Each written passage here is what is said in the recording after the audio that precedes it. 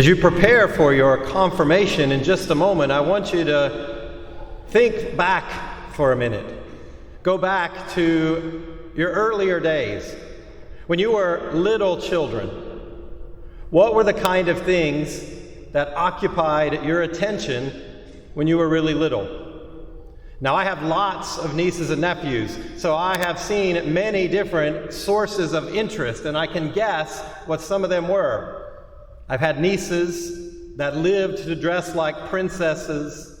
I've had nephews who will sit endlessly to look at trucks passing by. I have seen nieces and nephews consumed by Legos. Other candidates are whatever cartoon is popular at the moment. And so your whole world at that age revolves around those things. It's what you want on everything you own, your clothes, your bed, your backpack. It's what you want for Christmas. It consumes everything. And so this is a normal part of childhood. We identify these things and we want them to surround us in every moment. Now I want you to think about at what point in your life did you start to move away from that? Where now you didn't want that around all the time. That movement away from those childish things, that's also normal. And then we move into other interests as we get older.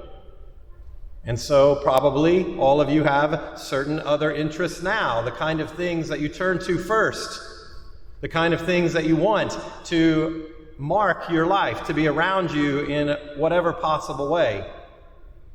Now, I'm talking to you who are being prepared for confirmation, but I'm quite sure it applies to others in this room as well, because I have come across many people whose whole world seems to revolve around golf or fishing or the beach or some other thing. Today, we have the Lord asking us to evaluate what we value most, to take a look for a moment at what is it that really marks our life. Because maturity should be an ongoing part of human life. And as we mature, it means that there are newer, different things that we try to hold on to. The things that we want to mark our life are things that have greater value. It doesn't mean that the things that we have enjoyed somehow disappear from our lives. But as maturity grows in us, we start to see them in a different light. So the maturity that the Lord is calling us to, and again, not just you who are being confirmed, but all of us, I think it can be captured well in our second reading for today. Always be ready to give an explanation for the hope that is in you. Always be ready to give a reason for the hope that is in you. The hope that the Lord is calling us to is a recognition that God provides. A hope that allows us to navigate a difficult world because we look at this world in the light of God's promise, in the light of our hope for heaven itself, for a God who provides for us. Because as we grow, part of the reason that we lose touch with things that we would consider childish is because while our interests change, so do our responsibilities. We begin to feel pressure where we didn't before. Life begins to feel more difficult. There are uncertainties and questions that we don't have good answers for. This is the normal progression of life. And what the Lord wants is that our lives can be marked with a way to navigate this reality, to be able to deal with the pressure, to have answers to the questions, to be able to move forward despite the pressure that we feel, because our hope is in the Lord. Because God gives us His strength to face whatever it might be.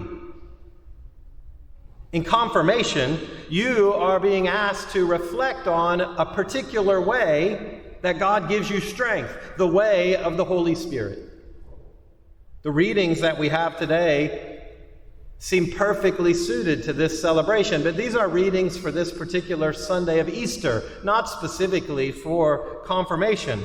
But we have in the first reading the early church growing in this hope because of the laying on of hands and the calling down of the Holy Spirit. It tells us that the apostles came across a group of people that believed in God, but they were still lacking something because they had only been baptized. They had not yet received the gift of the Spirit through the laying on of hands. And so the Spirit was given and their lives were transformed. What happened to those early Christians that we hear about is what happens for you today. The same God who gave life to the church in its earliest moments gives life to the church today. And you are the ones that are being called forward now to take your place, to receive an outpouring of the grace of the Spirit, so that the work you undertake can now be done not just with your own strength, but with God's strength. So that you can grow in a maturity in your life that is able to see God present, that has a reason for the hope that is in you. As you wrote to me in your letters, you have understood the faith at a deeper level. You are seeing a possibility of making a commitment to the practice of your faith at a deeper level. It is good that you are ready to give yourself in this way. But I want you to know, without a doubt, that God expects to provide the strength for that. God does not expect that you be able to do everything on your own. He does not expect that you have all the tools necessary to navigate your life. He expects to provide those. And so we learn about the gifts of the Spirit.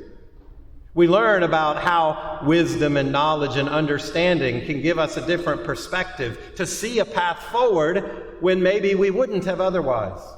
He gives us gifts like fortitude, so that even when the challenge is great, when the burden is heavy, the strength that we need is provided by God.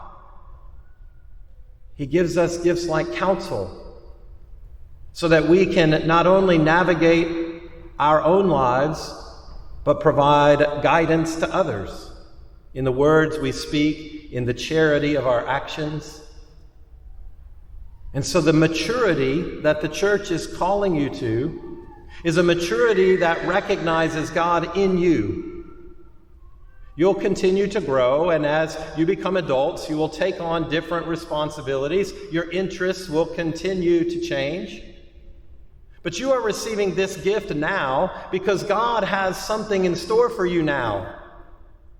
God is not looking at you only for what you might do in the future. He is looking at you for what you can do in the life that you have now, in the world of the church, the world of our society.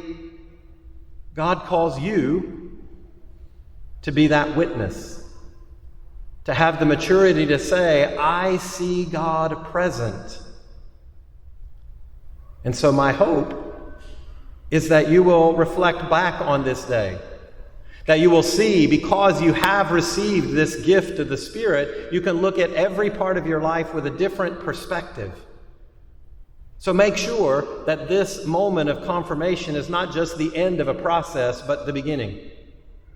And take a little bit of time in prayer very soon to go through the list of things that make up your life.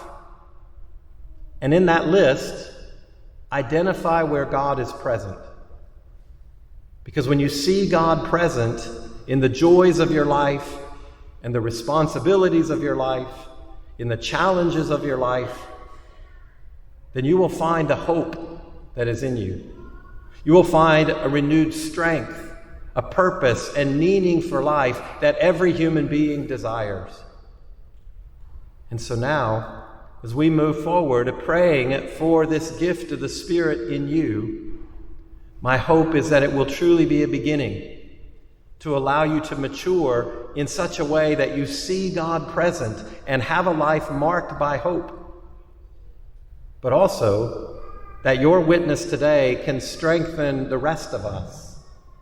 We who have already been confirmed and maybe lose sight of that grace, so that in our ongoing journey of faith, our maturity may develop no matter how many years we have. So that you coming forward for confirmation today and all the rest of us may truly live out the expectation of our loving God, the expectation that each one of us is prepared to give a reason for the hope that is in us.